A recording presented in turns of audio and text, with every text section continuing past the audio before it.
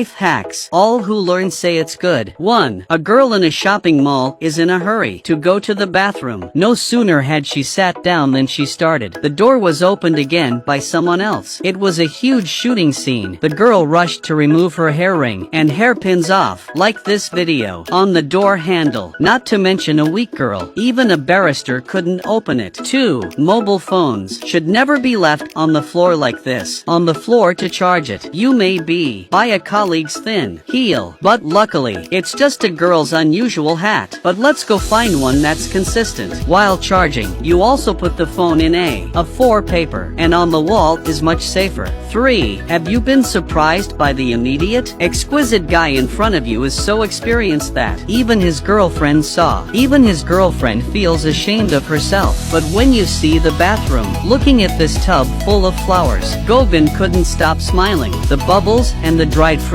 and all the dried fruit out. Throw it in the trash. 4. Without a soap box to put. Soap is sometimes harder than in winter. It doesn't take long to put it on. It slips off by itself. Rushing to the bin. Find the extra box from yesterday. Put it on top with a few rubber bands to make a practical soap holder. Like it if you learn it. Bookmark.